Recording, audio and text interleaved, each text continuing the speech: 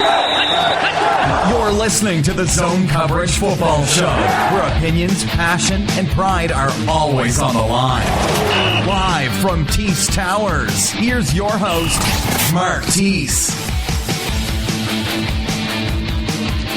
Hello, and welcome along to the good old Zone Coverage Football Show, episode 20, week 15 of the pigskin season is upon us. A packed show for you coming up today, as well as a big announcement. I wouldn't say it's that big an announcement, just an extra show, but we'll get to that in a moment.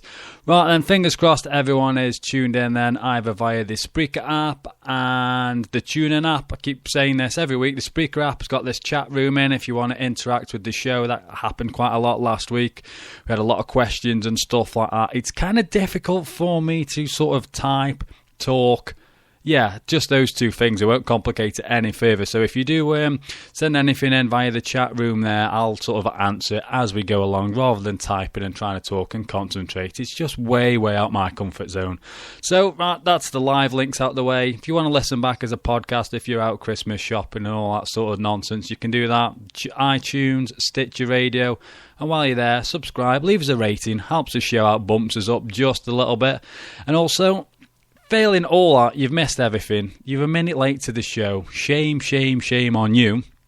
Go to the website. Done it up now. It's nice and funky.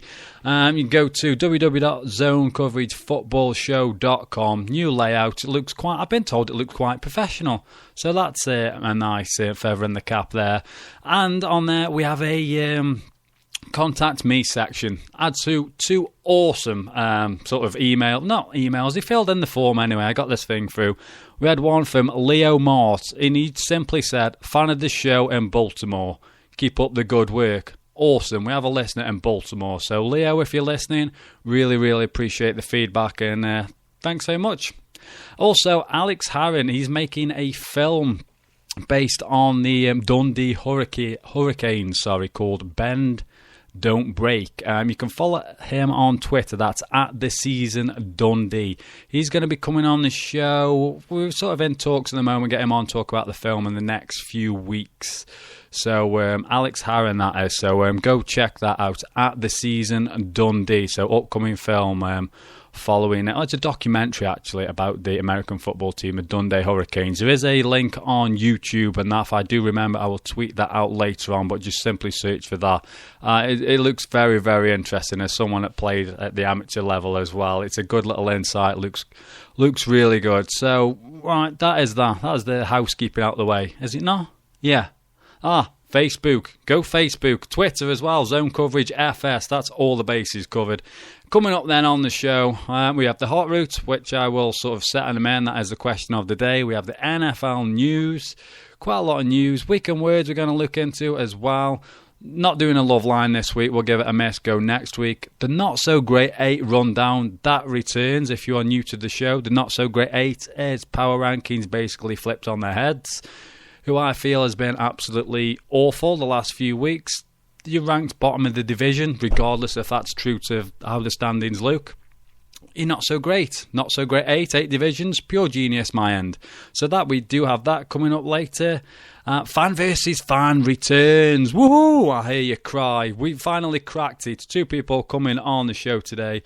Neil Dutton, he is coming on to represent the Eagles. And also we have Nicholas Antonis. Hopefully I've got that right. Apologies if I've not. Representing the Cowboys ahead of that big clash on the late game this evening. So that should be good fun. Looking forward to that. I've done the fixtures, but I've done them like a little bit of a game preview as well. So if we do have time, we'll go through every game there. It took me for what felt like forever the other day. So we've got that as well. We'll have a look at the playoff standings, how that's looking. And fingers crossed, we do have some fantasy news. I do know that Simon is up in Dundee this week. Yeah, he said he will be dialing in. So we have Fantasy 5 at 5 as well. So fantasy news coming in there. Tom, I would assume that Tom is good. I've not spoke to Tom for a few days. He's been equally as busy as I have this past week. So Tom will be bringing the last minute news around about 20 past 5, so we shall set you up nicely, 90 minutes ahead of week 15 of the season. Every week that passes makes me feel sad. It'll soon all be over and we'll be crying, and it just won't be good. But anyway, I did touch on it at the beginning of the show. Big announcement. I'm going to try for the next couple of weeks to do a second show, because what I've noticed as I reel off the news and stuff, and we touch on a few topics as we go throughout the 90 minutes together on a Sunday, but it's rare that I really speak about what went on last week. So, Brainwave, yeah, one of the few and far between, I should say. So I thought, why not do a little show in the week, see how that's sort of received by you guys, if we get enough listeners and stuff, because in fairness, it takes a bit of time to get these shows together. So if I want to make sure that there's someone listening, at least more than 4 or 5 people anyway. So on Wednesdays going forward, it's going to be live. Probably not going to take any calls, not that I've been inundated with them of late, but this Wednesday, it's going to have to be in the afternoon, but it'll be back as a podcast, so you'll be able to listen to it when you get back from work. I can only do it in the afternoons because I go work at 5:30 at night for a 12-hour shift, so sorry, but you'll be able to listen as a podcast or whatever anyway. So 2:30 to 3:30, we're going to have like a roundup show of all the scores and everything, what went on. It's going to be called the Wednesday Walkthrough. So the Wednesday Walkthrough, starting this Wednesday for the last couple of weeks of the season, 2:30 to 3:30. So a second show for everyone. So fingers crossed that gets received well, and we'll see how it goes, and if the numbers and everything are good and I can fit it into my schedule, my end, it's more of a test for me really. If I can get that done, get down with all that, then as we kick into next season as well, we will have 2 shows a week. So I also need you guys to help with me on this one. Just keep spreading the word, tweeting out the links and all that. I know I'm not ashamed to be begging. Just keep spreading the word, help us grow the show here. Right then, let's get into this. Remember, you can tweet at me throughout the show. Zone Coverage FS, probably your best bet, or go on to the Spreaker app. Spreaker, I mentioned it last week. Sign up if you've got Facebook, Twitter. Sign up, it's all free. Search Zone Coverage Football Show. Find us there. Send us a message as we're broadcasting. Job's a good one. Same with the tune-in, but don't send a message on tune-in because I won't answer. Anyway, get to Twitter. See what's going on. Matt Phillips, I've been talking to Matt. Looking forward to getting some stuff going with at Matt Phillips 78. In the new year, actually, we're going to be looking at the draft and stuff. So I'm looking forward to that. And that is it really on Twitter. Very quiet at the moment. Excuse me. Right then, let's get into... let's set this week's Hot Route. Let's see how we go with the Hot Route. So here we go. You play to win the game. You don't play to just play it. That's the great thing about sports. You play to win. And I don't care if you don't have any wins. You go play to win. When you start telling me it doesn't matter, then retire. Get out. That is... oh, God, excuse me. Half the drink that I just had has gone all over me. Fantastic stuff. So that was Herm Edwards not spitting his juice everywhere, unlike myself. Him having a bit of a rant there. So this week's Hot Route, I've not really thought about it in fairness. I always say you can bring in whatever's bugging you, whatever's on your mind, feel free to do that. But I'm curious, as we look at the playoff picture now, do you feel that there's anyone there that can gate crash the playoff picture, someone sort of under the radar, or is there anyone there that's like thinking, well, these are nail on, these guys are, these are going to make it? Do you think they're going to fall into the abyss? Maybe the loser of today's game, the Cowboys and Eagles, could one of them potentially slip into nothingness? Yeah, that could happen. And don't forget, we do have the Toilet Bowl today, including my very sorry Jets against the Titans. Marcus Mariota won the Heisman Award last night. Congratulations to Marcus Mariota. You will soon be facing life in the NFL with a miserable franchise. So all the best, matey. Hope that pans out well for you. I hope you become a Jet, in fairness. But yeah, back to the Hot Route. Anyone going to gate crash the playoff picture? Anyone going to fade into the abyss? The number to call, 0161 818 4593, 0161 818 4593, or hit me up on Skype at TSmister. That's TEECE Mister, TEECE Mister. And that is that then. Let's jump into, let's get through this news. Quite a lot of news this past week, so fingers crossed this button should work. NFL news. There we go. Right then, into the news. I am number one. The Zach attack comes to an abrupt end as Titans quarterback Zach Mettenberger is out for the year. He suffered an AC joint separation in his throwing shoulder. So Titans fans in the toilet bowl today facing my Jets. I would imagine it'd be a combination of Jake Locker. He'll usually break a rib about 4 or 5 plays in, and it'd be clipboard Jesus. So we have that to look forward to today. Chief safety Eric Berry, he's been diagnosed with Hodgkin lymphoma, which is a form of cancer. Sad news for Eric Berry there, but I had a quote from his doctor here. It's Christopher R. Flowers. This is a diagnosis that is very treatable and potentially curable with standard chemotherapy approaches. The goal of Mr. Berry's treatment is to cure his lymphoma, and we are beginning that treatment now. So that's great news. They can treat this, and Eric Berry should make a full recovery. And this is what Eric Berry had to say on all the support and everything that he's received over this past few weeks.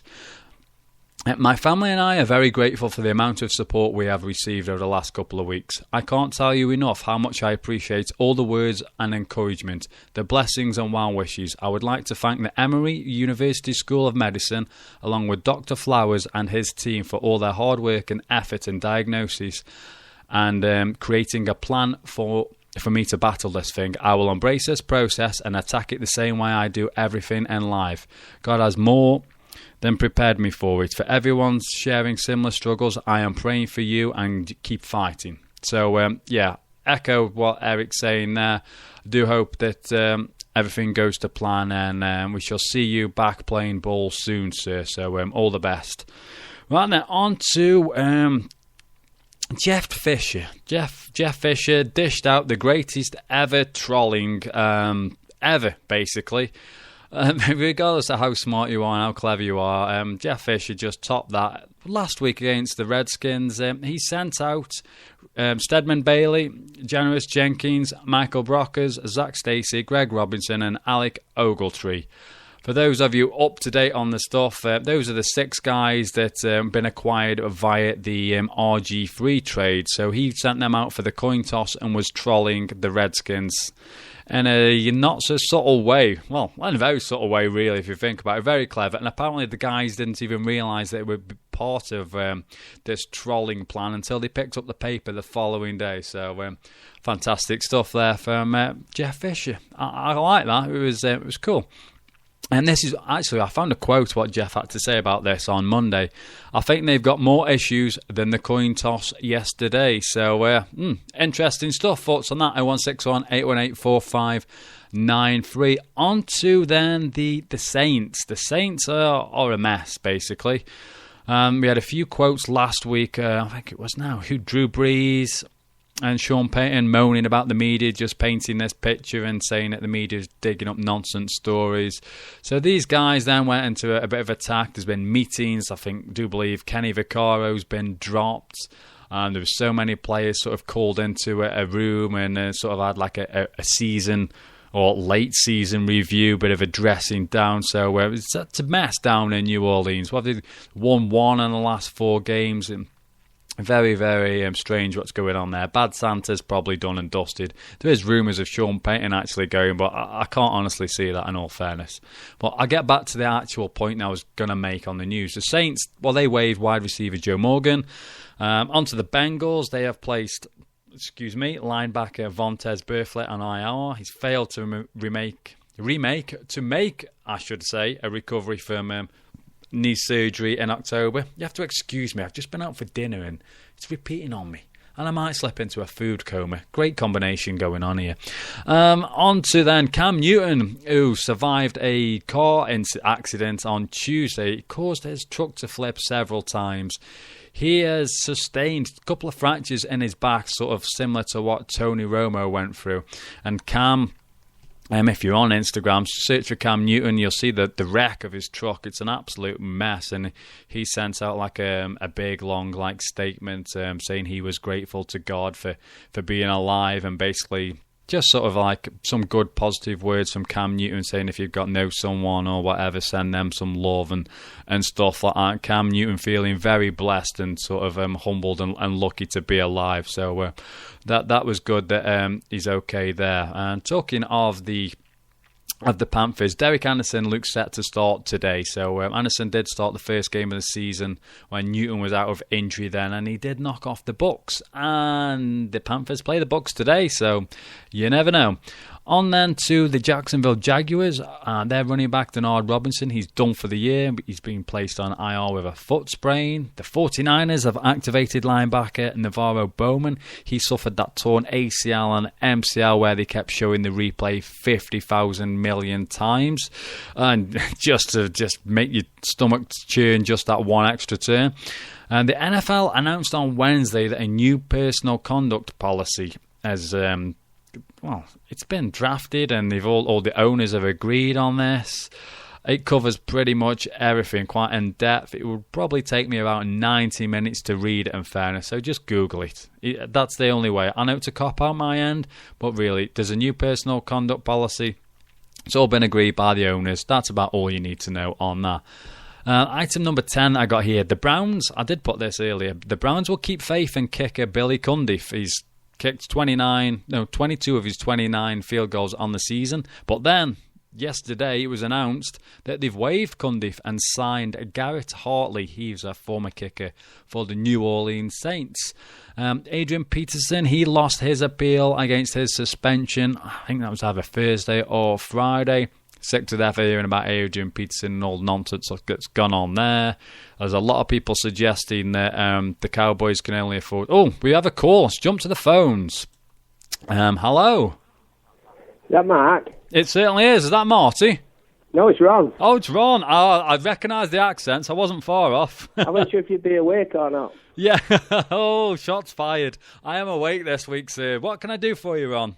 Well, being a fan of one of the many 2-and-whatever teams, it's a bit of dilemma when you get to games like us against Tennessee, because obviously, particularly Jets and Tennessee, both teams without much of a quarterback, and obviously there's Mariota there and not much else, because I'm not a great fan of Winston. I just wonder how other fans feel of these two-win teams.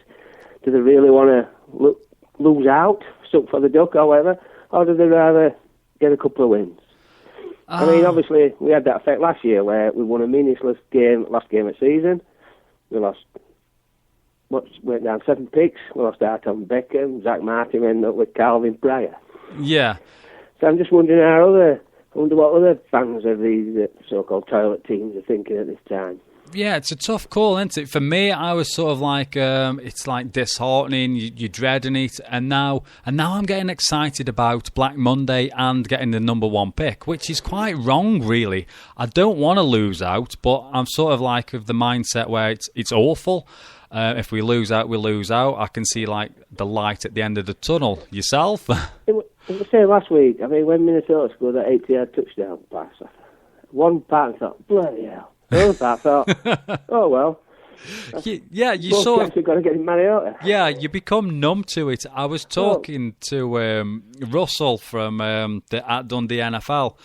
He was saying, because he's a Bucks fan as well, and he was saying like it's just become sort of laughable, and he's just like enjoying the roller coaster of misery.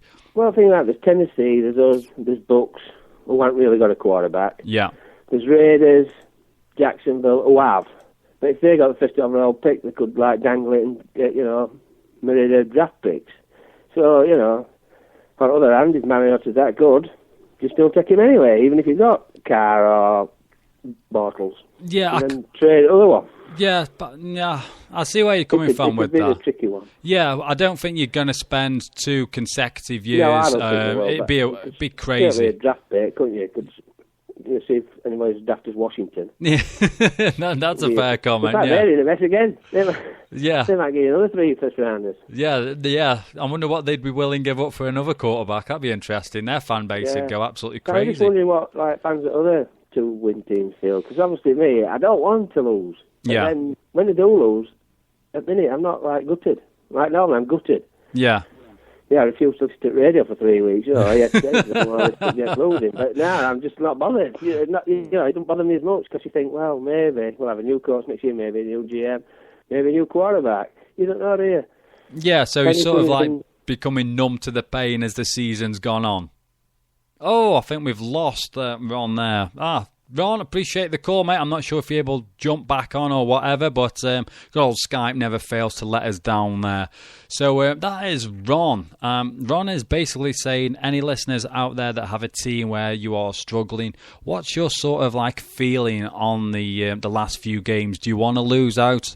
Do you want to fight and win every game possible? So hit us up on Twitter regarding that. That is Zone Coverage FS or 0161 818 4593.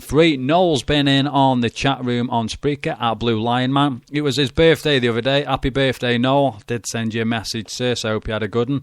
Apparently he's struggling to get on the Spreaker app today, which is very odd. Anyone else having any struggles or whatever, please feel free. Hit me up, let me know.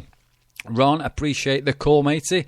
So again, that was Ron asking about fans, basically. If your team stinks, last couple of games, what are your sort of goals, aims? Are you remotely excited about it? Have you bowed out? Are you done? Are you now watching regular soccer, going Christmas shopping with the missus? If you're, it's very, very, very wrong.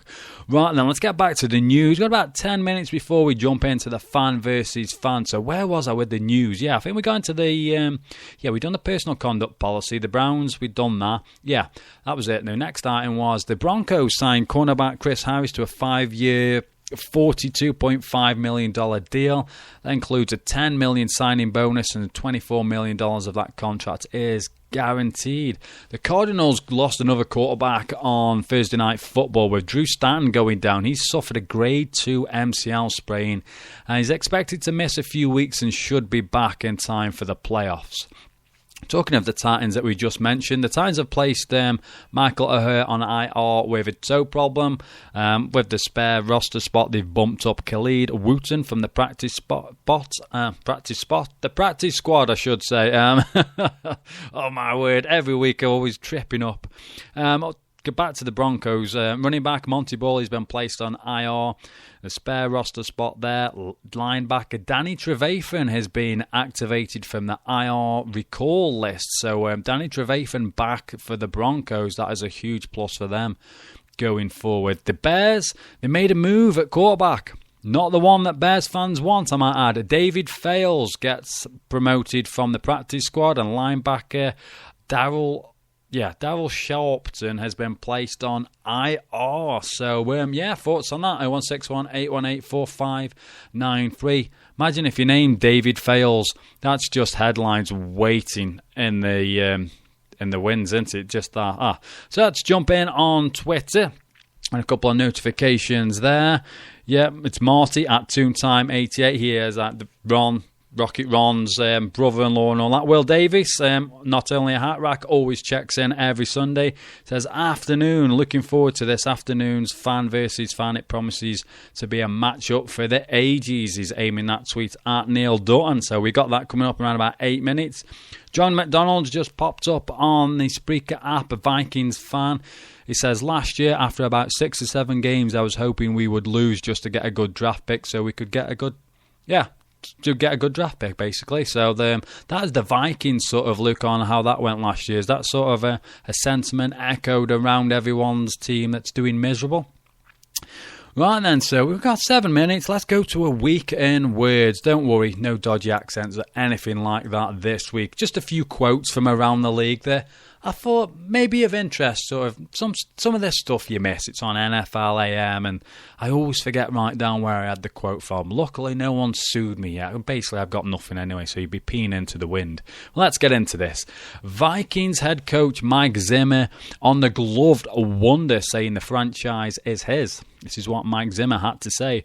I think when Teddy decides to be the leader of the football team, because right now he's still feeling his way a little bit, and his personality is just what to do with it and what you have to do. The franchise is Teddy's. I know that was a good headline for you. So, yeah, praise basically for Mike Zimmer. He can see the potential and he has got no qualms, basically, no reservations, and saying, like, Teddy, this is yours going forward and all the best to you. So he did play down well. and stages last week against my Jets. On then to the Lions safety, James Ehedibo. Good old Diggs, used to play for the Jets, was relatively average, has gone elsewhere and been pretty good. He was at the Ravens, I think, last year, then signed with the Lions. He's saying that himself and then fellow safety Glover Quinn are quite possibly the best safety duo in the league. Bold statement. Do you agree? Disagree? Zone coverage FS 01618184593. Anyway, this is what James here. They call him Diggs. It's just easy, and I can't say his surname. Does me head in. For me, you ask me, without a doubt, I feel we're the best safety tandem in the NFL. I'm not talking about last year or the years before. No, this season, we are the best safety tandem in the NFL. I give a lot of respect for those guys in Seattle and San Fran. They do a great job. They play amazing ball. But for the production that we have, our job on defense is to be playmakers, is to create turnovers, is to get the football. For us to be able to do that this year and to be doing it at a level that we're doing it across the board, without a doubt, I guess what we're saying. Oh, what's the saying? Numbers don't lie. So that is James Ehedibo, or Diggs, and on himself and fellow safety Glover Quinn of the Detroit Lions. He's a bold statement there. Agree, disagree with Diggs there. 01618184593, Twitter at Zone Coverage FS. And the next quote we have is from Brandon Marshall on his teammate Jay Cutler's contract. He was asked the other day by a reporter if there's any sort of regrets, and this is what Brandon Marshall had to say. It says, "That's tough, man. What would I say? All we know is Jay is more than capable of getting it done. It doesn't always fall on him. I guess that's why those guys are the highest paid players out there, because when you win and everything is good, they get all the glory. And when it's bad, they take more than what they should take.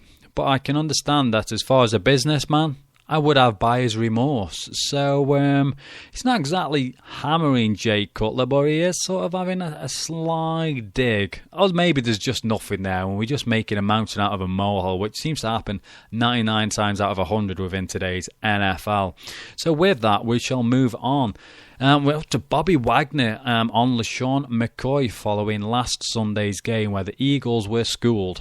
There's no two ways of saying anything. You can't paint a better picture than that. They just got schooled by the Seahawks. We really wanted to make sure he felt us every single time he got the ball. There was one play he fell back. It was me and him in the hole, and he just fell down. He didn't want no part of the contact, so I think that we probably got to him. So yeah, Bobby Wagner saying that they got inside LaShawn McCoy's head last week. Then we have a lot of talk about Peyton Manning, his lack of arm and stuff over the past few weeks. Broncos John Fox on the passing game. He had this to say: passing game is fine. You never know. We might put our foot on the gas and throw it 50 times. I really can't predict what's going to happen because a lot of that is based on what an opponent does. There's nothing wrong with our passing game. We just run a little more than we have been doing these past few weeks. Just like there was nothing wrong with our run game when people were blowing all the fuses on that. So yeah, that is that. And I think really with this is what the Broncos are doing, as they're being clever. They got to the playoffs, the postseason last year, and it was a struggle for the Broncos. They got no run game. Peyton Manning did struggle in the cold weather and blah. That's been done to death. So why not sort of establish a ground game now, moving into the playoffs? It's probably proper planning. Laying down some groundwork for what's coming up, because they're going to have to run the ball. They're going to be the number 2 seed. They're going to go on the road, so at some point. So probably good planning and, again, Molehill Mountain, I should say. Right, then this goes down, it's not going to be PC. I really don't care because it's utter nonsense. Grow up, people. Grow a thicker skin and just stop being a bunch of mardosses. But the quote of the week goes to Bengals head coach Marvin Lewis ahead of the clash on Sunday with the Browns. You got to go defend the offense. You don't defend the player, Lewis said. Particularly a midget. Oh my word, did Twitter, the newspapers, everything implode when Marvin Lewis said that Johnny Manziel was a midget. But the more disappointing aspect was not what he said for me. It was what he didn't own it. He bottled it later, and this is what he said later. I apologise to Johnny, the Browns, and all the fans in Cleveland. It was a poor remark. I really didn't mean anything by it. He then went on to make another statement the day after. So not only did he bottle owning it, he issued then 2 apologies. You put it out there. It wasn't the worst statement in the world, in fairness. You just spoke your mind. It's absolutely crazy. So, anyway, that was Marvin Lewis ranting like a madman. Fair play to you, sir. Right then, I'm going to check in on Twitter, and then I'm going to have a quick look on the Spreaker app, see what's going on there, and then it's fan versus fan time. So I've just seen my phone flash up. He says, is Diggs on crack? Rarins, Barron and McDonald. Yeah, that's a fair call. Seahawks, Thomas and Chancellor, Browns, Whitner and Gibson. So yeah, I like that. Appreciate the tweet there, Marty, at ToonTime88. So let's get into this. If I can find the button. I can't even remember what the button was now. I have no idea. No, that's the fantasy button. Ah, dear, this should be some form of... Here we go.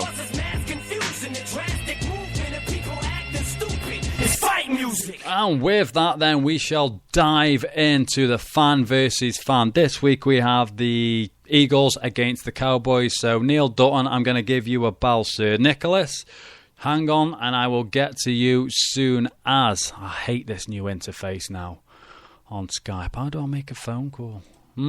This could be tricky. Bear with me. Call phones. No, I don't want call phones. I don't want to do that. Just got a car crash written all over it. Here we go. Neil Dutton, I should be ringing you now, sir. Fingers crossed we can get this going. Fingers crossed. I'm not going to hold my breath. So, Neil, I'm ringing you now. Hello? Hello there. How are you, Mr. Dutton? I'm very well. Yourself? Very well, sir. We did say via DM, it's been far too long since we last spoke. It has indeed. I believe I was mocking the Titans at the start of the season the last time we spoke, and have pretty much mocked them every week since. Yeah, I think quite a few people have been doing that, in fairness, and it's fair to say then that you were right, because the Titans are absolutely mock. Indeed. Occasionally I get them right. Yeah. Oh dear. So how have you been? What have you been up to? Oh, very little.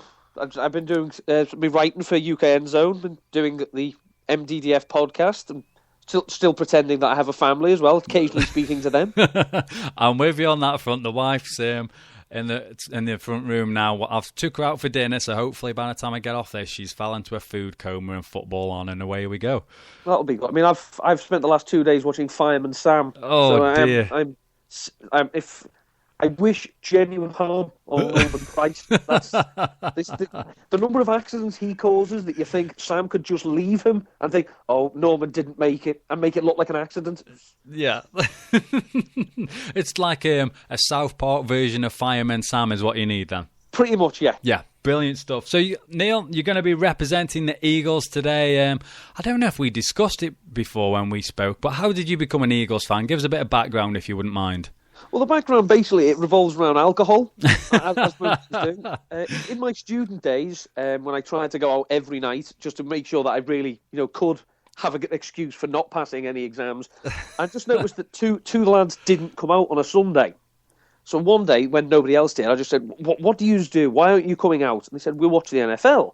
And I said, well, can I watch it with you? So, yeah, okay. So I watched it with them and got drunk.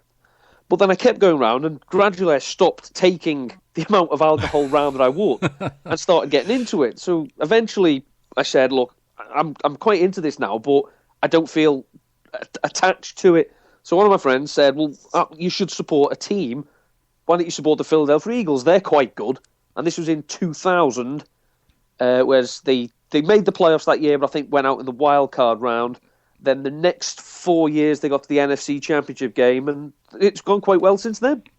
Nice. So, interesting story there then. So what were you drinking out of curiosity in student days? Got to be cheap cider, I'm thinking. No, I'd like to think I had a little bit more refinement to the average student. So I was on Kronenberg, which I now can't touch. Oh, dear. So you've scored yourself then. I have. You have. Oh, excellent stuff. Well, Neil, I appreciate you coming on the show today. Fingers crossed I can get hold of Nicholas and we can add him to the call.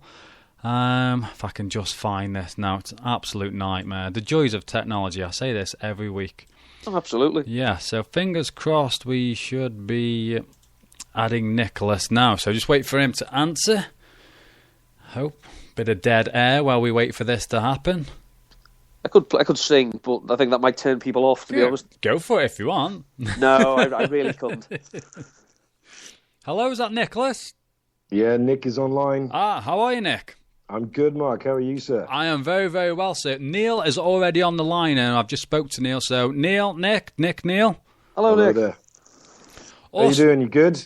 I'm not too bad, my friend. Yourself? Yeah, getting ready for a smackdown tonight, boy. Oh, always am. Oh, it started early. So, Nick, I just give Neil the floor. He told us about how he became a fan of the Cowboys. If you want to do the same, and if you've got like anything to promote or anything like that, just feel free, sir.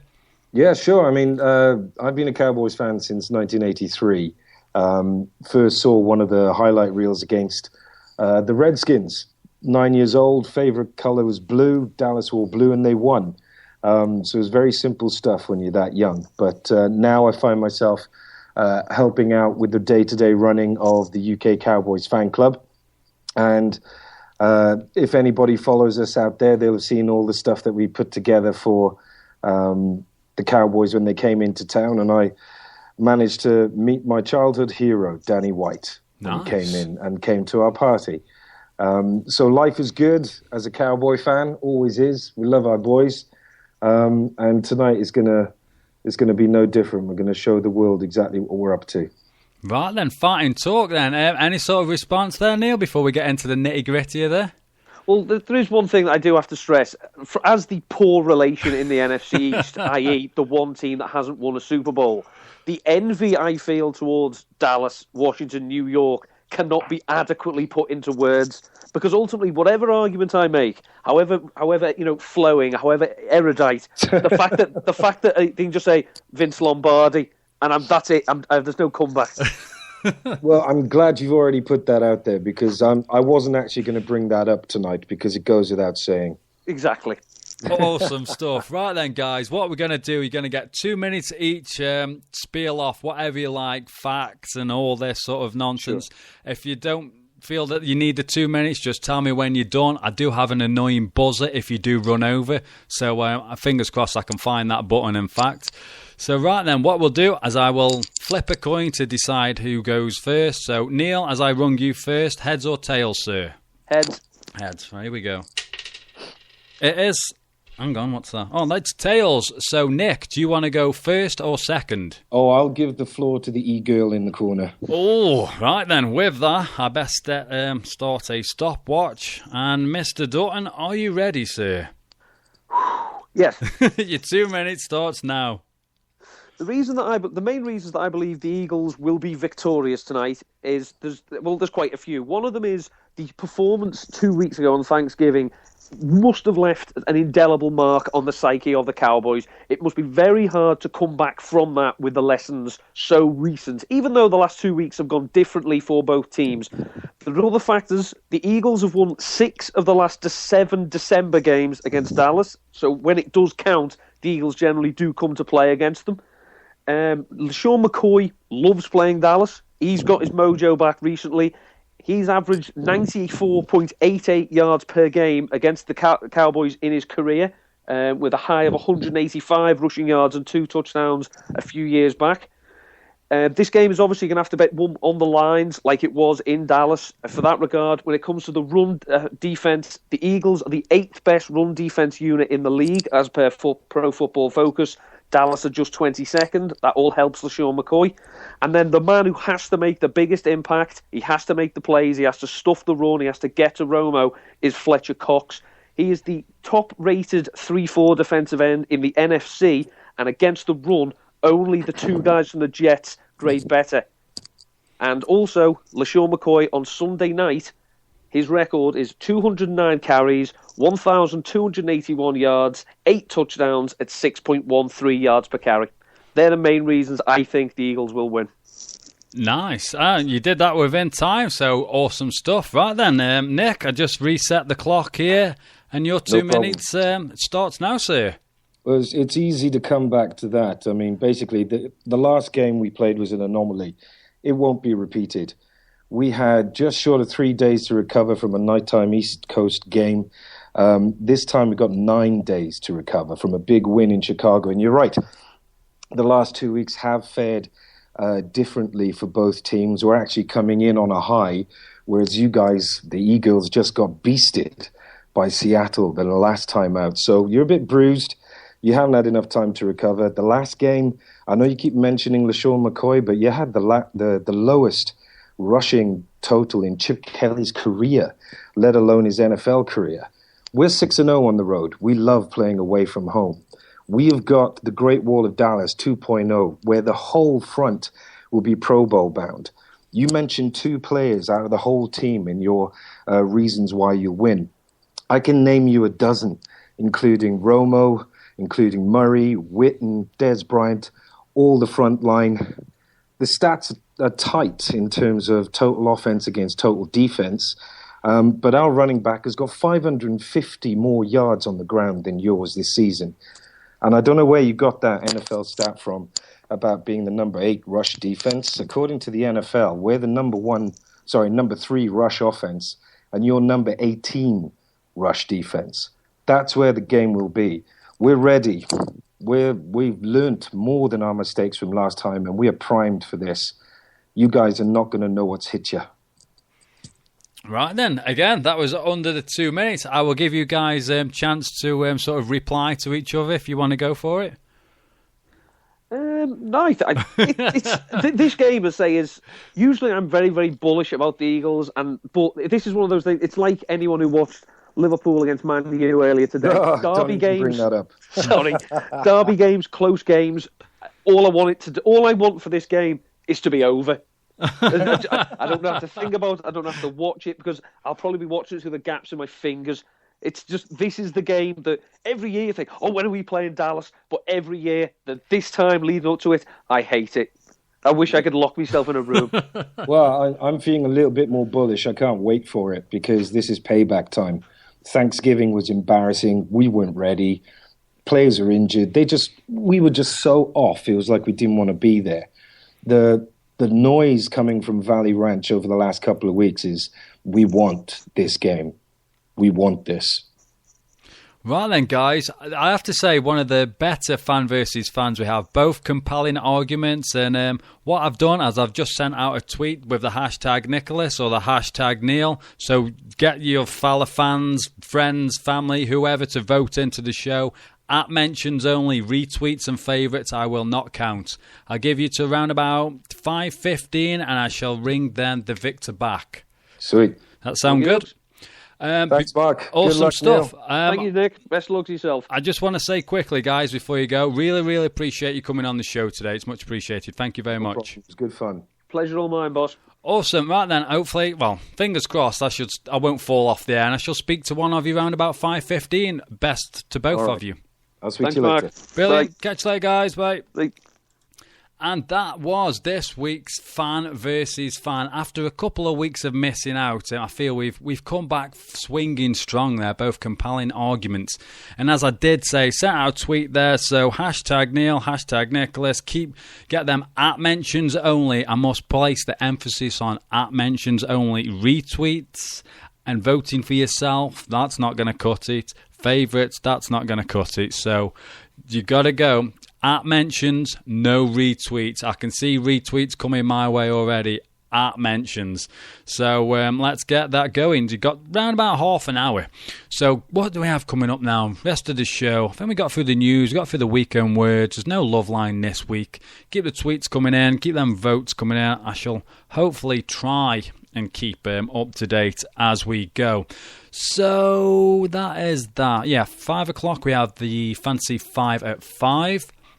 We should have, fingers crossed, I've not checked my phone yet, so we should have some last-minute news via Tom from Huddle Magazine.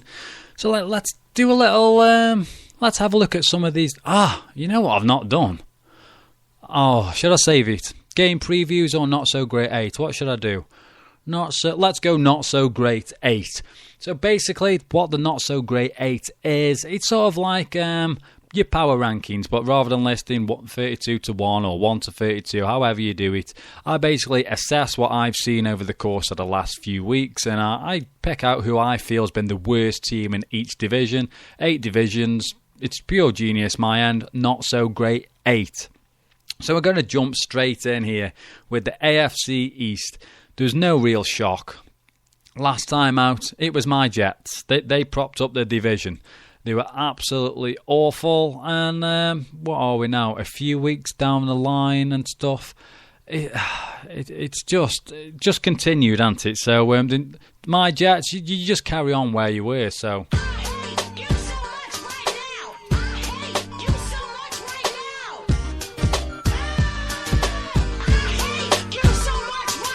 Yeah, so that is the Jets propping up the AFC East again in the not-so-great 8 feature. So on then to the AFC West. Last time out, this was the Raiders, I do believe, if memory serves me correct. But there's been a change here. I've had to mix it up. Lost 3 on the bounce, this team has, and one of those was actually to the Raiders. It's only fair that the Chiefs actually slipped to the bottom of the pile here. Yeah, the Raiders, you could argue that they've not been all that good, but they beat them. They beat the Chiefs, and then they knocked off the 49ers. The 49, what's going on with Colin Kaepernick, by the way? Absolutely woeful. So, yeah, the Raiders, you actually move off the bottom of this division for the first time, I do believe, in a not-so-great 8 ratings. You've been replaced by the I nearly said Cincinnati Chiefs. What am I thinking? By the Kansas Chiefs. Chiefs, you guys, you stink. Absolutely rubbish. You are bottom of the West. So, there you go.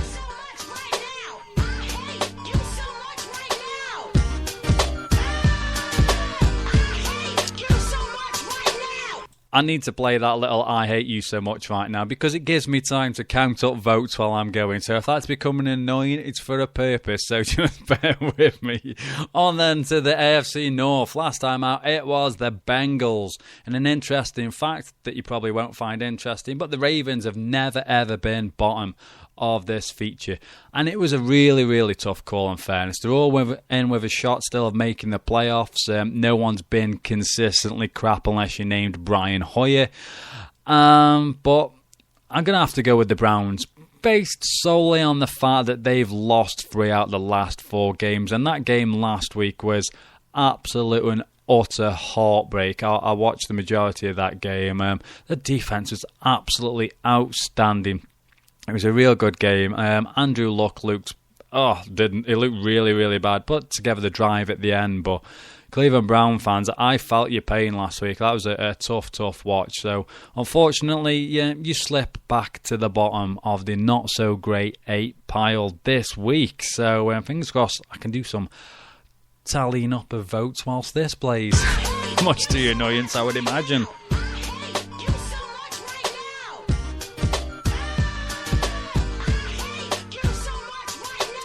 Right then, so on then into the, into the South. Last time out, it was the Jacksonville Jaguars. But guess what? I'm going to mix it up again this week.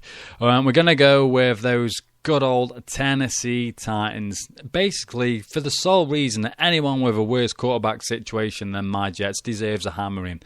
The Jags, they actually beat the Giants a few weeks ago, and that gives me great pleasure knowing that happened. So the Titans, you prop up the division, and you've lost the last 7 on the bounce, so it's only fair that you get to listen to this awesome sound effect that means I can add up more votes.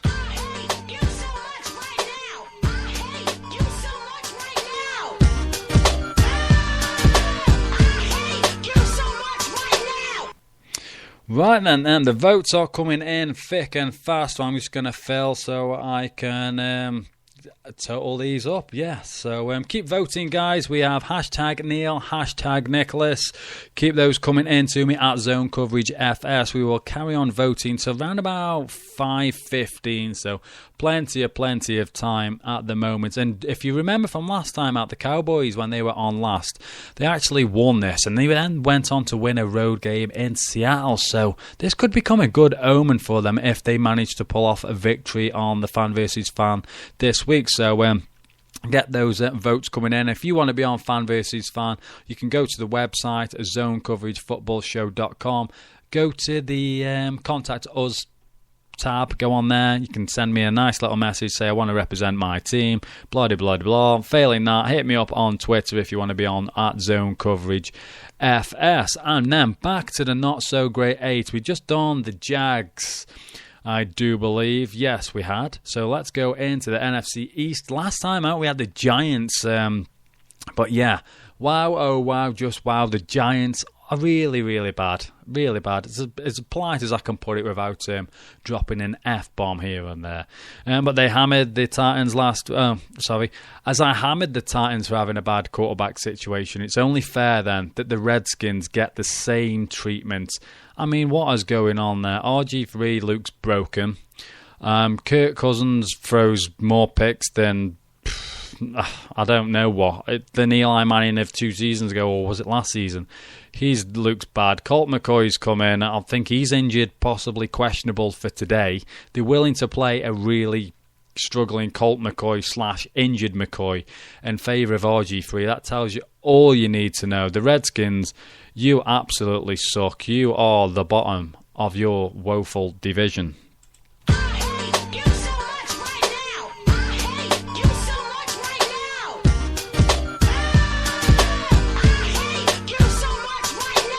Right then, so that is the NFC East there. So let's check in on... Where shall we go? We'll go with the West.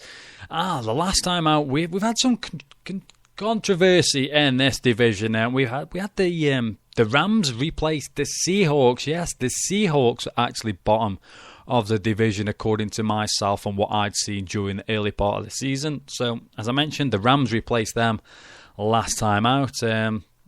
And for me, it's easy. The Cards, well, they keep winning, and I have no idea how the Cards keep winning, and there's going to be a point in their season where they're just going to collapse on the field, having given all, into like a sea of tears and spent energy, and if they get to the big dance, I'll be pulling for them, because Bruce Arians has got them doing the unthinkable, and yeah, it's just an outstanding job what's going on there with all their injuries and stuff, but how long can they keep this going realistically? The Seahawks look to be Seahawks of old. That defense the last few weeks has been phenomenal, and I mean phenomenal. They are back to just dominating in your face, hitting hard, controlling games. Russell Wilson, just, I don't know, is there anyone better in the game that can just recover from a broken play and knows when to take off, and he never seems really to get hit as well. So yeah, the Seahawks playing good ball. Right, the Rams as well, they've been playing decent ball. They've had 2 shutouts in the last 3 games. And this leaves me, I touched on it before, Colin Kaepernick is not playing well at all. I did say at the beginning of the season I could see like the Cards and Seahawks finishing above the 49ers. It does look like that's going to happen. I think the 49ers played the Eagles today. I can't even remember the fixtures. That's poor my end. So yeah, for the first time ever, the 49ers, you suck. You are bottom of the NFC West in my not-so-great 8, not-so-power ranking type thing. Anyway, let's play this and add up some votes.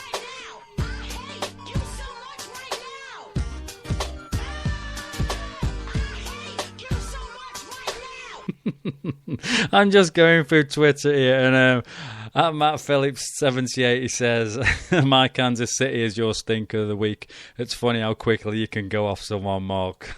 I appreciate that, mate. You know, I give a lot of love for the Chiefs, in fairness. I remember watching the game early in the season where they knocked off the Seahawks. I was all over them. They were playing well, and then I think I declared last week I was out. So, in fairness, I give him a lot of praise, but now I'm done and dusted. So, shots coming my way. I'm a Jets fan, so send it all my way. So that was a great tweet from Matt Phillips 78. Appreciate the banters. And the tweets and that are coming thick and fast. And Nicholas is doing my job for me on Twitter, saying no retweets and that are allowed. So keep these votes coming in. Twitter's gone absolutely berserk. So really, really appreciate everyone that's been in touch there. A lot of you guys saying that this is one of the best fan versus fan we've had. Really knowledgeable fans. Great debate. So really liking that. The feedback's been good. Colt McCoy actually, cheers Marty, is active today. Hashtag Redskins suck. But yeah, tweets coming in. 49ers are atrocious. Everyone seems to agree on that front there. So back then to the not so great 8 rankings, however you want to look at them, into the NFC South. That was it. Last time out, I labelled this division a big pile of steaming garbage. Guess what? Nothing's changed. It's still a big pile of steaming garbage. I wouldn't say that anyone's really risen to the top or played their hearts out. It's just, I'm basing this on the fact that one team has been a hell of a lot worse than the others since I last rolled it out. And you've guessed it, it's the New Orleans Saints. Yes, the Saints are bottom of the pile. And if memory serves me correct, I did warn the Saints about this. I've not been convinced. I think I mentioned a few times how Drew Brees seems to escape a lot of criticism. Everyone, it's Drew, it'll be fine. No, he's playing really bad football. Give him some grief. Everyone else gets it grief. Tar everyone with the same brush. It's just nonsense. It's like when Belichick does something and everyone loves him. That winds me up. This week, Gronkowski, pictures of a kitten on his shoulders, on his head. What was that about? Belichick puts those pictures up in a meeting. Classic Bill. Okay, whatever. Move on. Right, now I'm going to move on. I'm off now on a rant. NFC South, yes. The New Orleans Saints, you are just expletive.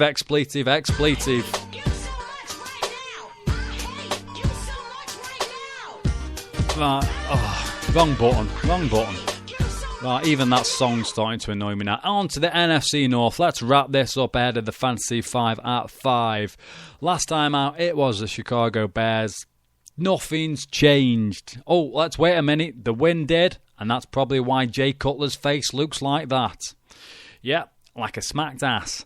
Anyway, the Chicago Bears are still a steaming pile of rubbish. They play... The Bears got Monday. Saints, that's bad. The Jets-Titans is a toilet bowl. That's toilet bowl too.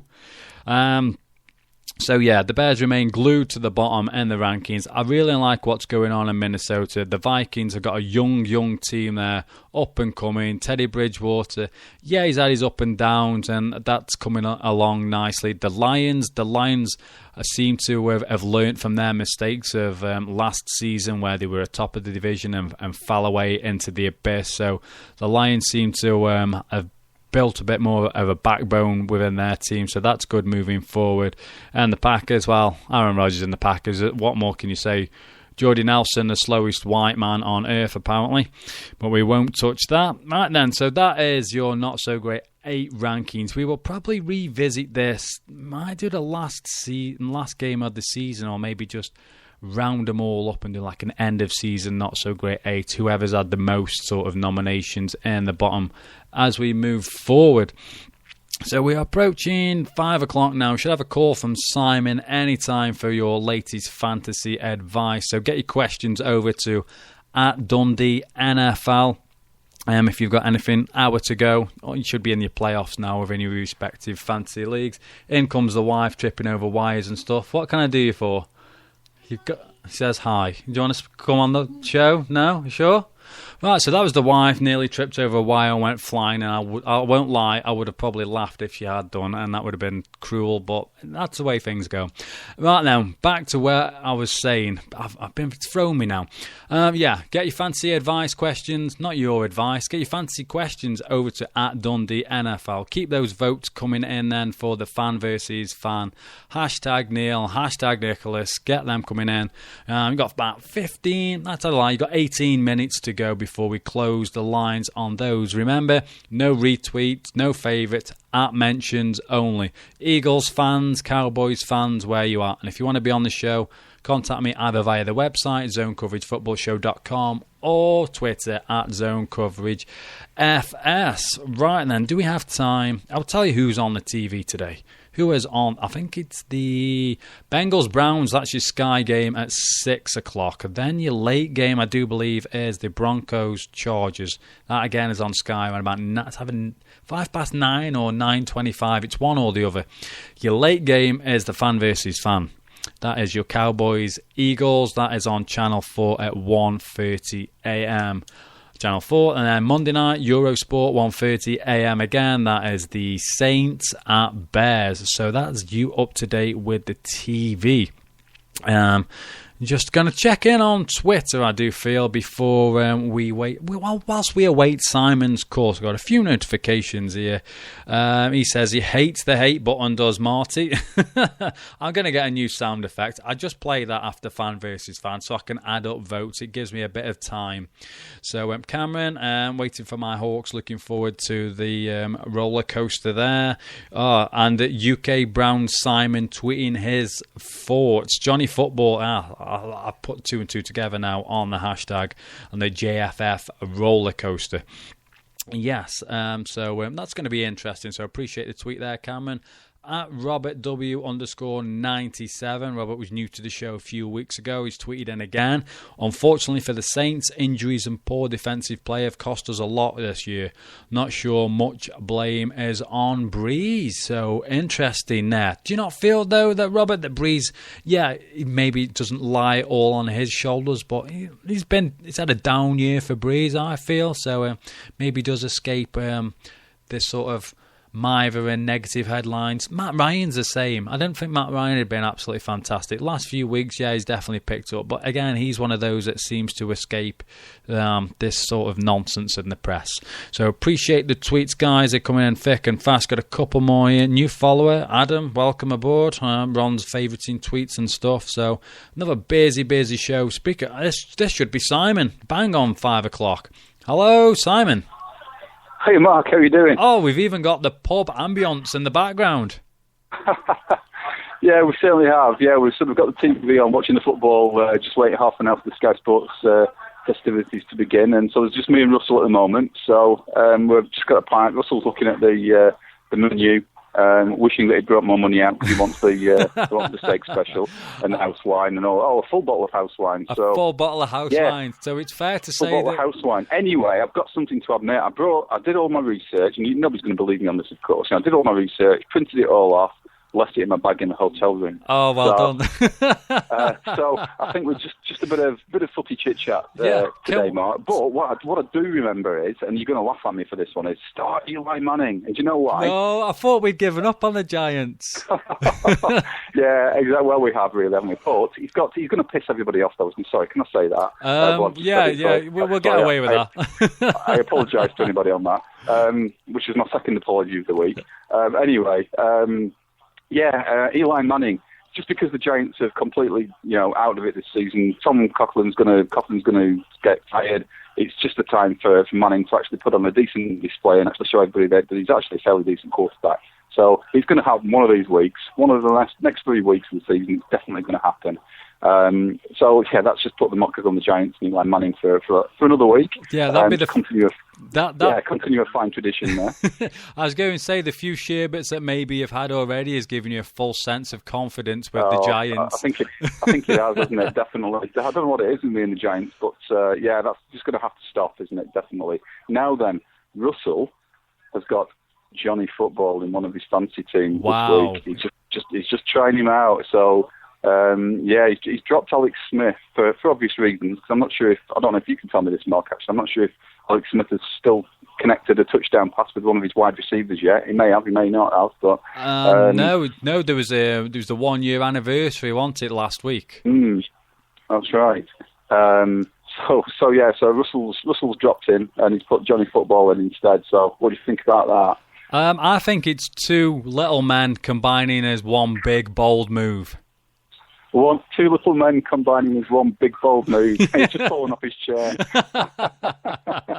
Oh dear. Yeah, if anybody listened to the Dundee NFL podcast this week, I did make a very straight-faced apology to Russell for all the wee man jokes. I obviously using Marvin Lewis, the head coach of the Cincinnati Bengals, as a guide on that one. But it didn't really stop me, to be honest, or anybody else for that matter. So, we as you can tell, we took it really, really seriously. So there you go. And the other thing as well is just on matchups as well, and I'm totally biased as well. Is just check your anybody out there, just check your defenses as well, because we've got to I think either finals or semi-finals time, I think, in most leagues this year as well. So it's come down to sort of some really key games. And the defences might get extra points. So I always talk about the defences. The Browns have generally a pretty good matchup this week against the Bengals, but have to see about that. The Bills, I've got Bills in several leagues, been saying this for a few weeks now, really, really good defence for the Bills. But again, they're playing the Packers this week. So again, just got to be checking your defences, checking the matchups. There's usually a couple of defences out there that you can probably pick up that based on the matchups may well get you more points than the ones that you've actually got. So that's pretty much where we're coming from this week. That's not. I'm impressed by that. Off the top of your head, out and about. Yeah, that's good stuff. Thank you very much. How are you, sir, anyway? Yeah, I'm all good, see, I've got last week at work, so I'm like, on the phone's cut off. It never, ever fails. So I was saying, last week at work, so looking forward to catching up with the wife and relaxing for a bit, in all honesty. Let's check back in on Twitter then. We shall see if Simon can pull himself away from his beer. I can't believe he actually forgot his notes. Funny stuff. Right then, so checking in on Twitter. Hang on, before we do that, Simon's back. Hello, Simon. Well, we've got to time-on tradition again, isn't it, being yes, cut off? It certainly is, yeah. I've got an excuse because I've got a mobile phone in a pub in Dundee at the moment. So. That's fair enough. I think I was just saying that, this week, last week at work, and I'll just be chilling out for the next couple of weeks from Friday onwards. Yeah, me and you both, mate. So, I finish on Friday. I got a couple of weeks off, so it should be fantastic. Really looking forward to it, and really looking forward to the end of the season. Well, it might be different if I spoke to you at 9 o'clock tonight after the Browns game, then that might be completely different depending on whether they win or not. I was going to say, we need to get some pictures posted of your reaction at the end of every quarter or something, just see if there's joys of emotion or despair. Yeah, and I've actually got my number 2 bright orange Johnny Manziel T-shirt on today as well. Oh no, full on Manziel. So Hoyer's gone now. Have you cast him to one side? Yeah, Hoyer the Destroyer. He's gone. He's destroyed the Browns' offense over the last 4 weeks. There's unless Manziel gets injured, then I think Hoyer's played his last down, unfortunately, for the Browns. As has Billy Cundiff, the kicker, as well. So I did mention that earlier on. Yeah. Yeah, he's missed a kick for every game for the last 4 or 5 games now. So he's been replaced with Garrett Hartley, the former New Orleans Saints kicker. So, interesting times, as always, being a Browns fan. But at least it's very rare that we get to mid-December and the Browns are still in with a although remote, chance of a playoff spot. So it's actually something quite new. Yeah, it's good. For me, all I can say to you is just enjoy it, lap it up, and just have a great time. Will do, mate. But, we'll get some pictures posted out, and I'll speak to you next week. Okay, and so enjoy your night, and then I'll point everyone over to @Dundee NFL. Go check out the podcast, 4th Down and Out. When did that drop? I've not listened myself yet. Yeah, it's dropped. I think it was out. Russell published it yesterday, I think. So it's out. Where it's got quite a unique wee man joke this week. Excellent. So I shall look forward to that. Listening to. Yeah. All right. Brilliant. Okay then, Simon, enjoy yourself. Give me love to the rest of the guys at Dundee NFL, and thanks again, mate, for coming on. Will do. Cheers, Mark. Have a safe journey home, buddy. Enjoy yourself. Bye. Thank you. Bye-bye now. Bye. And that was Simon from @Dundee NFL. So I don't know if you're going to get any sense from him if you're tweeting him on the run-up to kickoff. So you can give it a bash @Dundee NFL. Check out their podcast @4th Down and Out. Not the most intriguing advice this week because Simon forgot his notes. They are in the hotel, but never mind. It's still good to catch up with Simon and have a bit of banter there. So Ron has tweeted the show @Zone Coverage FS regarding the wife coming into the studio, spare bedroom. Says, where there's a blame, there's a claim. Nice one. And there's a lot of, the Tees Towers needs a risk assessment. So a lot of banter going on there. Robert, who tweeted about the Saints earlier, has got back to me. Says, admittedly, Breeze has thrown too many picks at critical times, forcing throws instead of sacks, but he tore Pittsburgh apart. Fair comment, Robert. Yeah, I can't argue with that, really, mate. Appreciate the tweet back. We are, what now? 10 past 5. 5 more minutes on the votes, people. 5 more minutes, so keep those coming in. We've got 20 minutes left. I've got to ring the winner as well, Tom. Let's get into these games, and we do have the Pittsburgh Steelers 8-5 at the Falcons 5-8, both still in contention for a playoff spot. Battle of two of the top 5 passing offences. The Steelers ranked second with an average of 303 yards per game. The Falcons 284. Potential shootout written all over it, as both of their passing defences are ranked in the bottom 23. Falcons being dead last. Steelers are giving up an average of 248 yards a game, and the Falcons 287. Le'Veon Bell has rushed for 484 yards over the course of his last 3 games. Add to that 228 yards receiving. Antonio Brown, he has not been kept under 74 yards receiving all season long.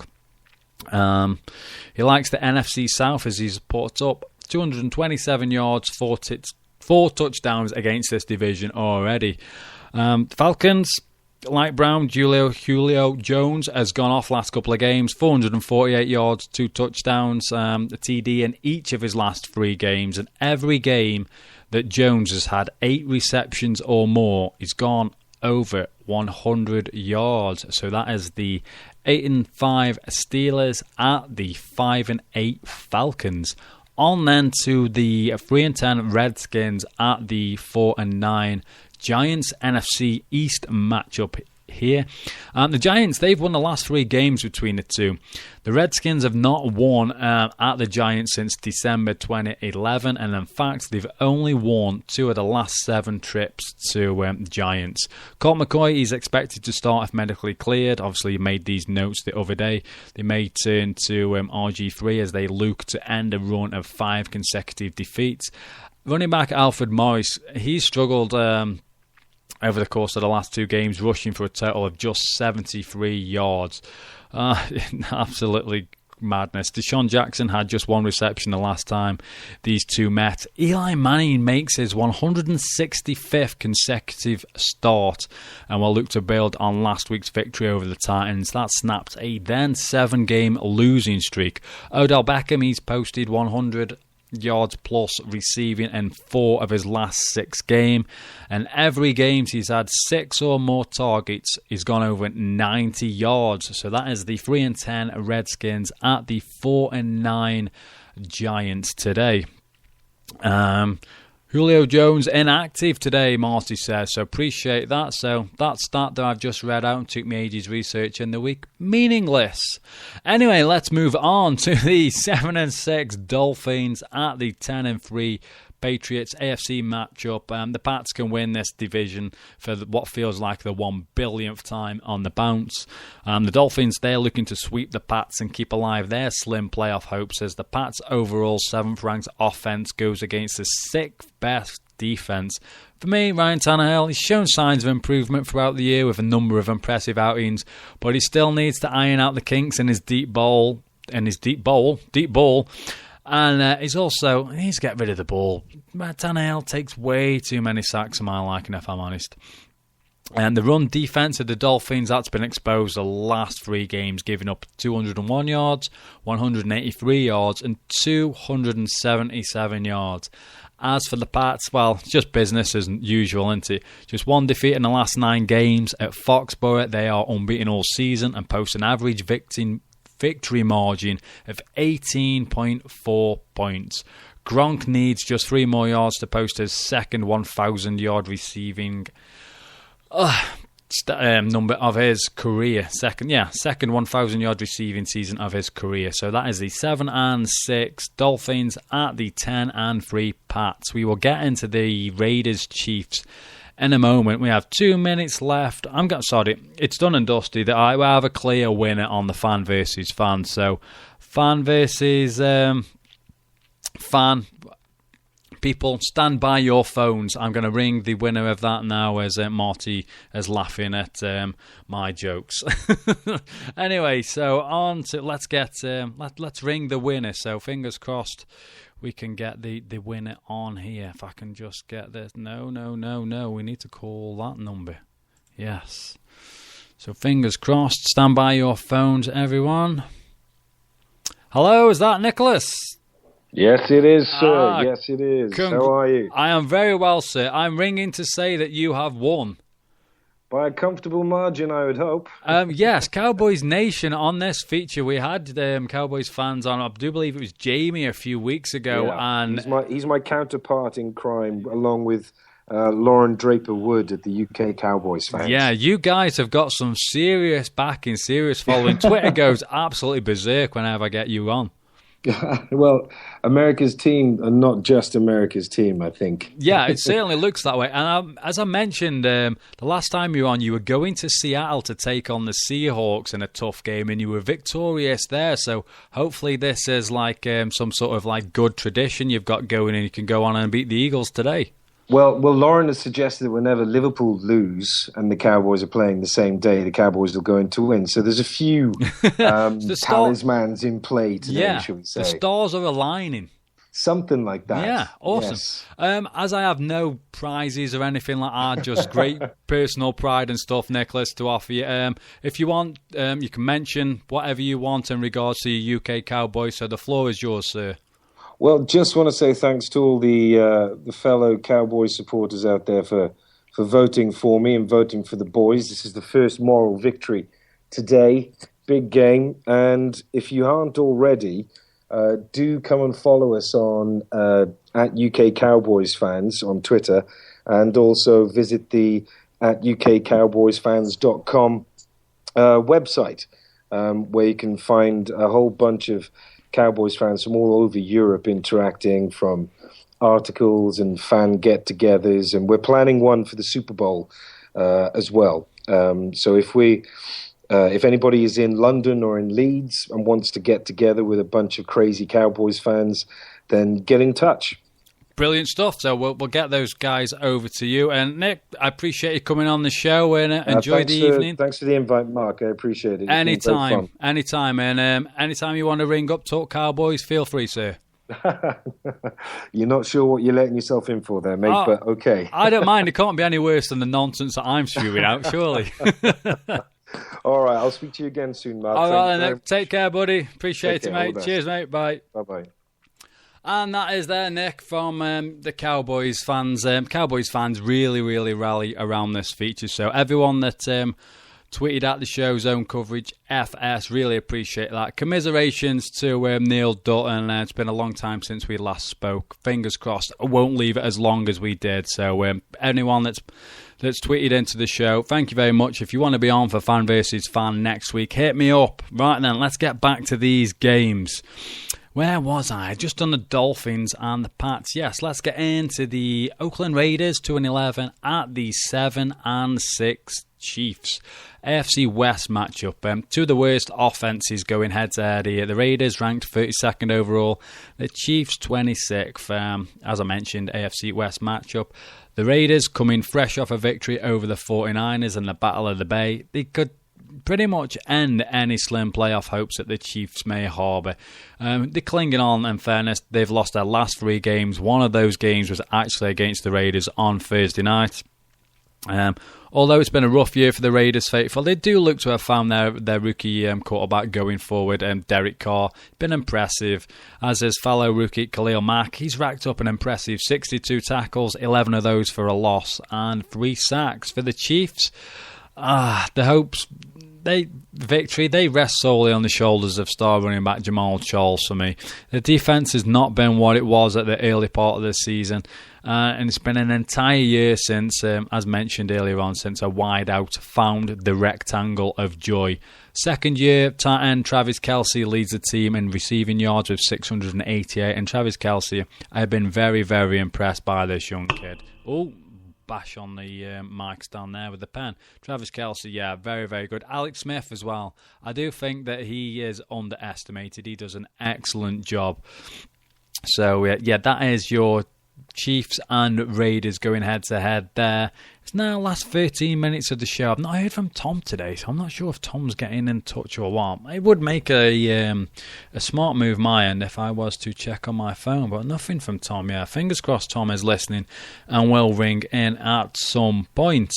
So that is the Chiefs Chiefs and the Raiders. Yeah, on then to the 7-6 Texans at the 9-4 Colts, an AFC South matchup. The league's MVP, J.J. Watt, we crowned him that last week. They'll be looking to derail the Colts' charge towards the title, which they can wrap up today.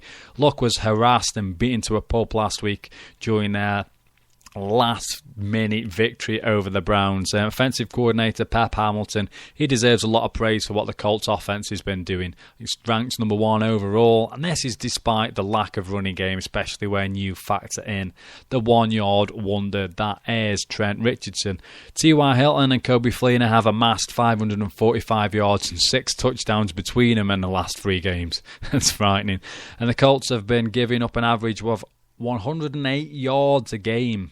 So Arian Foster could be in line for another huge game. He's gone over 100 yards in all but 3 of his 10 games this year, including 109 yards in the first meeting between the two.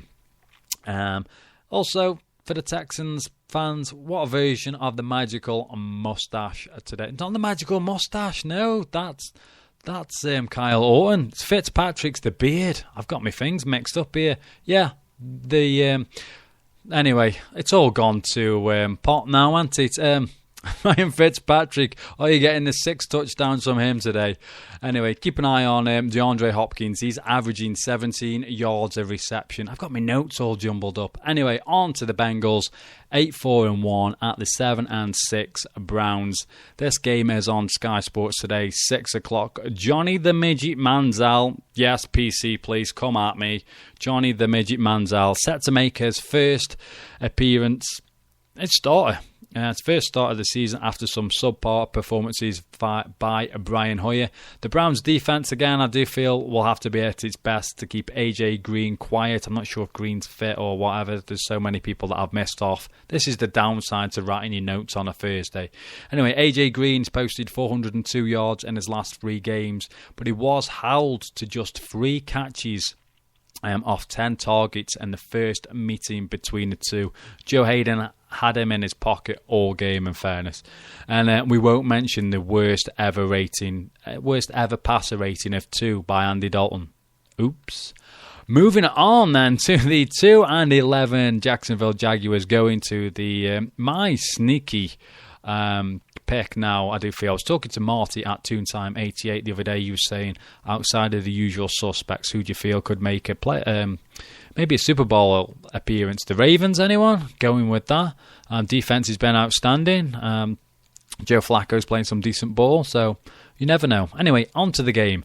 The Ravens kept their playoffs alive with an impressive win in Miami last Sunday, despite the loss of Haloti Ngata, who's been suspended for 4 games for violation of the league's PED policy. Joe Flacco, as I mentioned, just been under the radar this season, and my eyes been playing some great ball. Probably some of the best football he's played since signing that big contract following the Super Bowl win. Steve Smith, he's just the fountain of youth. He's just soaks in it every night. He's been absolutely outstanding. He will look to torment this young Jags D that's ranked 28th against the pass.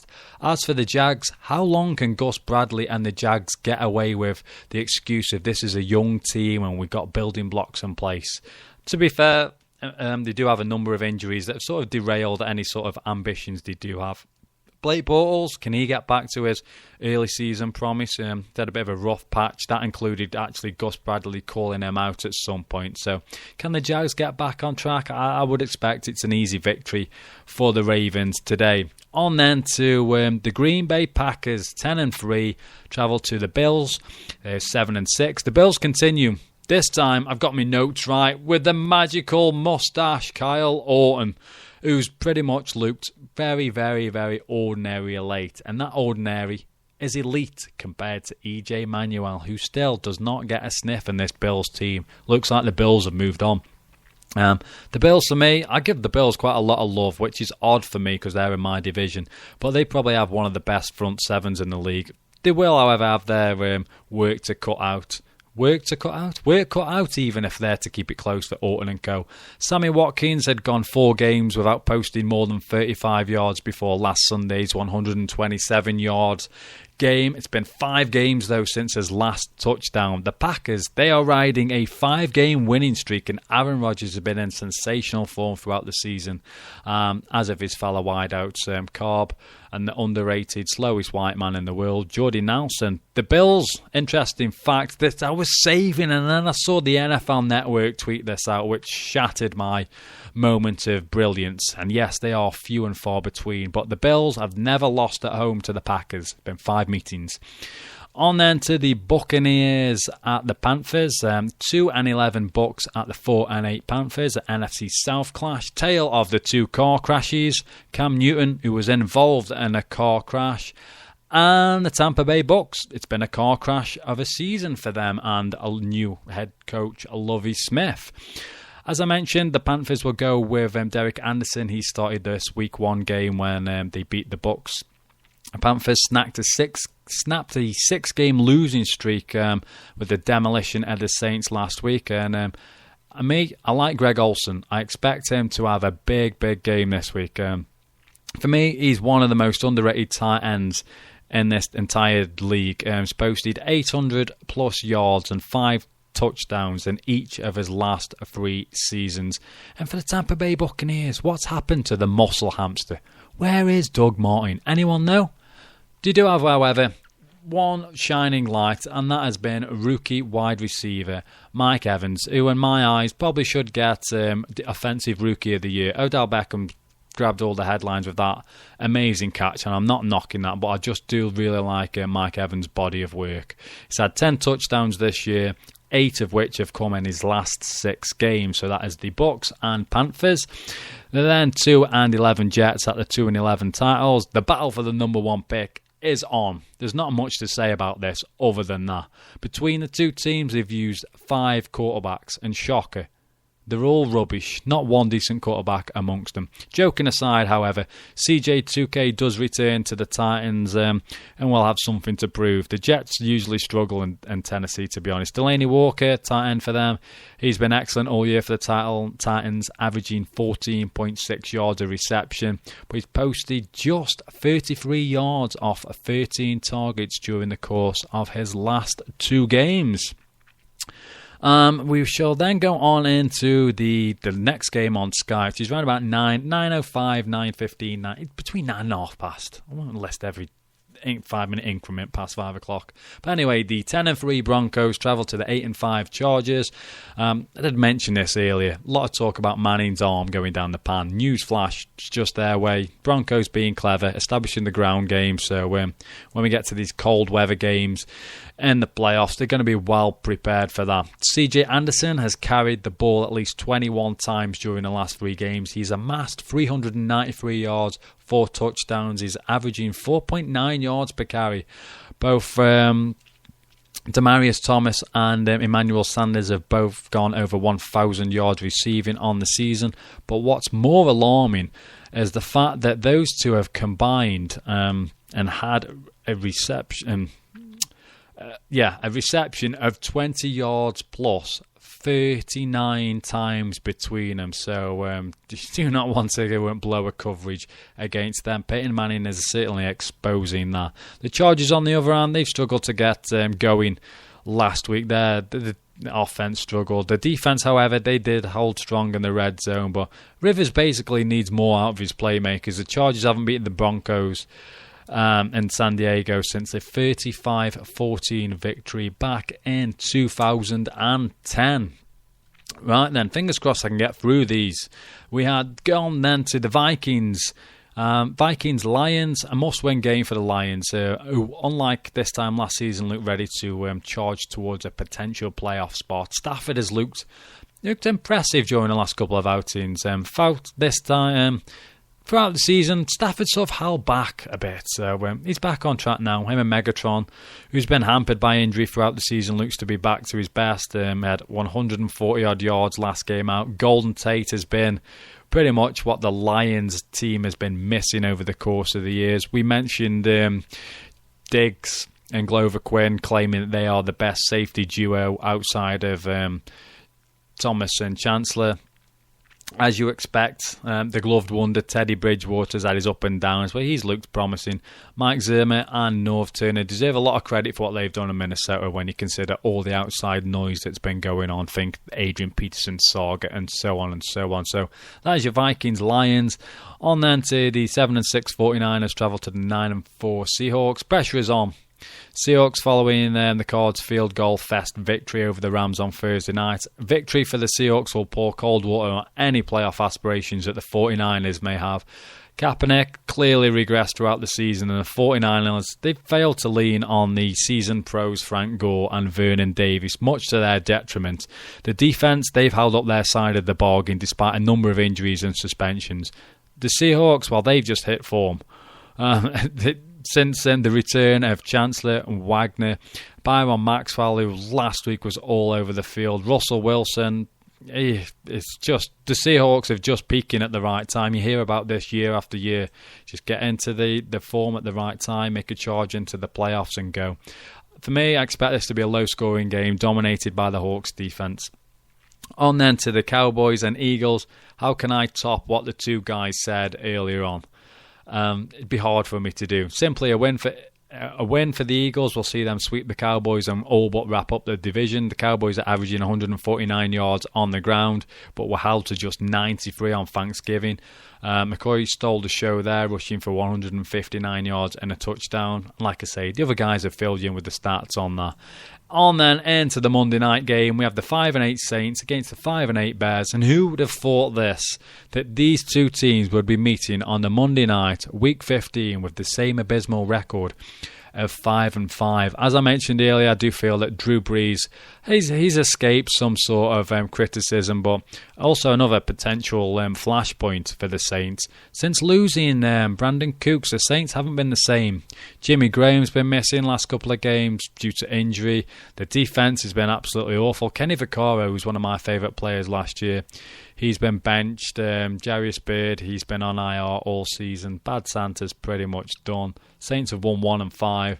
Only positive on the season, basically. Mark Ingram, he's looked good, but he's struggled in his last 3 or 4 outings. The Bears, well, we all know that Jay Cutler is a moody arse, or so the media will have us believe, but I'm confused. So with just this talent on this team, how has it failed to turn up week after week? They've scored 28 points or more twice this season, have the Bears, compared to 6 times last year. And Matt Forte, he's been held to just 32 yards during his last 2 games. So that is all your game previews. Bit different this week. Thought I'd mix up, give you a bit more in-depth look on all that. So we've got your schedule. You've got everything. We've had fan versus fan. You're up to date with the news. We have a show coming on Wednesday. That is this Wednesday, 2:30 to 3:30 p.m. It's just a Wednesday walkthrough. Going to go through all the games, what went on. We'll talk the main flashpoints and all that sort of nonsense. So before we go, going to wrap this bad boy up because I'm going to get comfy, watch the games. A massive thank you to Nick from the Cowboys for coming on the show today, Fan versus Fan. Also to Neil Dutton representing the Eagles on Fan versus Fan. Thanks, guys. Ron, who rung in as well and posed a question. Everyone that's contacted the show via Twitter, via Spreaker. Just please continue to spread the word about the show here. The Spreaker links, the TuneIn links, iTunes, Stitcher, Facebook, you can find me on there. The tweets, Zone Coverage FS. The number, if you want to jot that down and call in next week, 01618184593. I will be back on Wednesday with around about an hour show, wrapping up all the games. We will then be back next Sunday as well, as we go for 2 weeks. 2 shows a week for the next couple of weeks, see how that goes. We've got all that coming up. Failing that, get to the website, zonecoveragefootballshow.com. Check out that. Tell me what you think about the new layout, what you like, what you don't like. And I feel that's it. Today's absolutely flown by. I've enjoyed myself. Everyone that's been in touch, much appreciated. Thank you. Keep spreading the word. And until Wednesday, hustle, hit, and never quit. Thank you for tuning in to today's show. Unable to listen live? We've got that covered. Simply search the Zone Coverage Football Show in either iTunes or Stitcher Radio. And don't forget to subscribe. All our shows and details on how to call into the show can be found on the website www.zonecoveragefootballshow.com.